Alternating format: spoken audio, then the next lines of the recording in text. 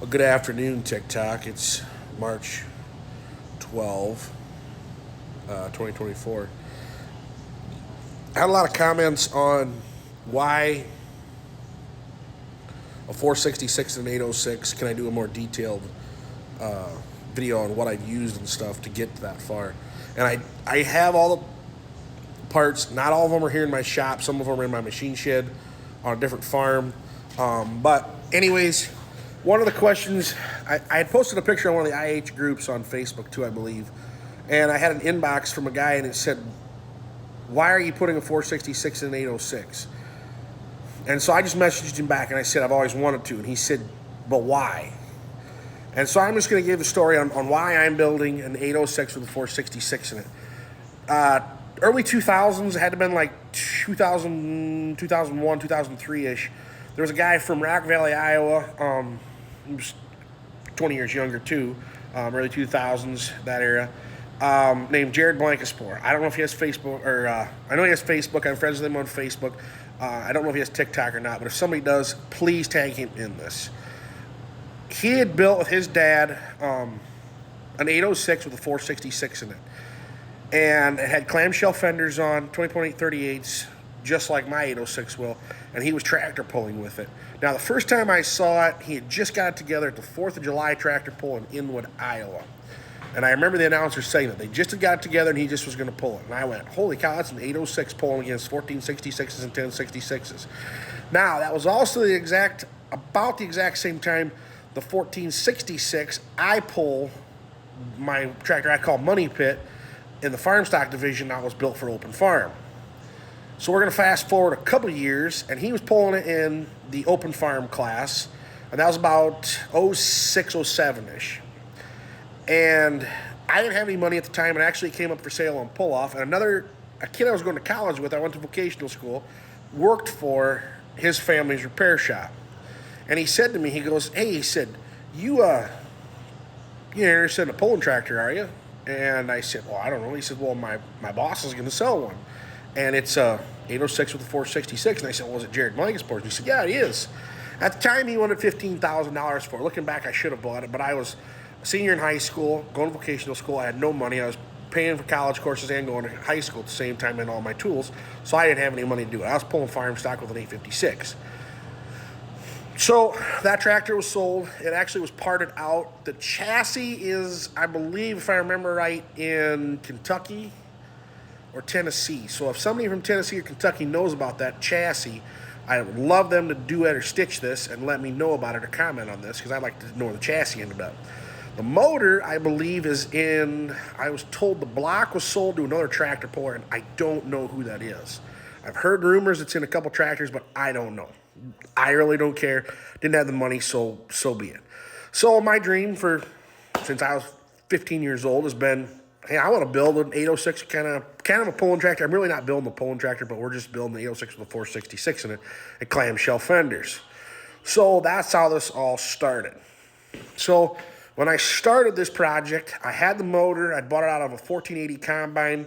I found fenders. I had the back plate. I traded a friend of mine, Jess Barrett, at Wall Lake Tractor Parts. I traded him a bunch of parts that I had saved from over the years, and I bought from pieces and parts here. We did some horse trading to get all the pieces that I needed to put this 466 in an 806, because he, about 2 years ago, had put a 466 in a blown up 1206 because he didn't want to see it dismantled. So, and he told me it was going to be his loader tractor. I seen it the other day, and it had a sprayer on the back. And I'm like, I thought that was your loader tractor. Oh, I'm not using it. Whatever. That's a whole other story. So I'm going to flip the camera now. That's how I came up with this, to put a 466. It was a dream since I was 12 years old. I'm 35 now. I'm not getting any younger. I figured, what the heck? Found this 806 by Brewster, Minnesota about a year ago. And I decided I was going to put this motor in it that I've had laying in my machine shed for about 4 years now. And that's the story of how this 806 is getting built. So with that, and I do apologize, my shop is kind of a mess, and I don't have everything.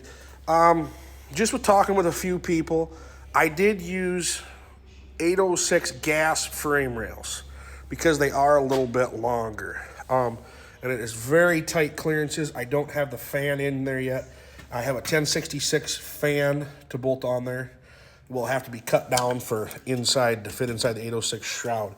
I also have longer white skirts coming for it. I bought off the internet a few years ago because I knew if I ever did this, I'd have to stretch it. Fuel tank will be mounted here. I don't have, it's sitting, actually, I think it's sitting right there on that side of my Project 806 here. And I'll have to cut a chunk out of it for the turbo, I believe. I haven't mocked it up yet. Been told you have to, been told you don't have to. Not really sure. It has a 1066 back plate, or from a 66 series, and it has a 1066 flywheel and clutch put in it. It will then, I did have to notch part of the front horns out of the 466 motor and put it in here. I did not realize at the time when I cut this chunk out for the frame, and I am going to weld that back in and just notch that down a little ways, weld it back in, grind it all smooth, so that fits in there a little better.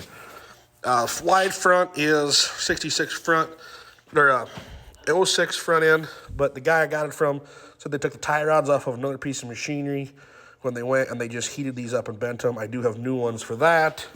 It will not be getting a lighter grill. That grill will stay in it because it is an 806 grill. Now, it does have 18.434 rears. It will be getting 20.8 38s, and I will have to get different back casts for it. So there's the diesel frame rails. They are about 1.5 inches longer, I believe, to 2 inches. I did not measure them, but I knew I was going to need that, so those were purchased. Like I said, part of the puzzle, had them laying here for a few years. So one of those things. Cherry picker, we used it. Had a guy tell me, put your motor on your clutch housing and then build around it. So I kind of did that, kind of didn't. I unbolted this, or the front bolster, from the diesel frame rails, held it up with a cherry picker, had these bolted up to the tractor, and swung it into place.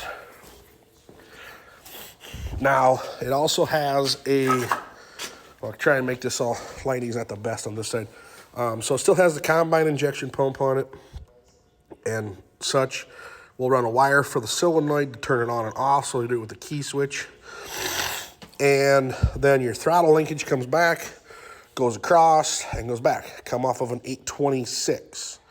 66s are on torque side, 06s are on shifter side. Now, if it was German diesel 706, it'd be on this side, and you'd have that linkage. So I had to get all that linkage. It's going to take a little bit. Been a fun little project.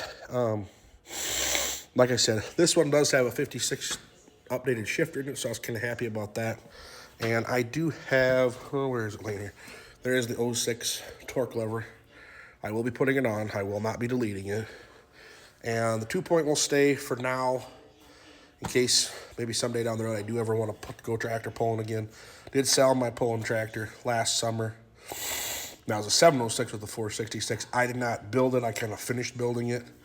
So that's where we're at with that. For right now, the 2-point is going to stay on. One of the clamshell fenders is back there. Split stands, I made those myself. But yeah, it's been a fun little project. Diesel motor that was in it was locked up.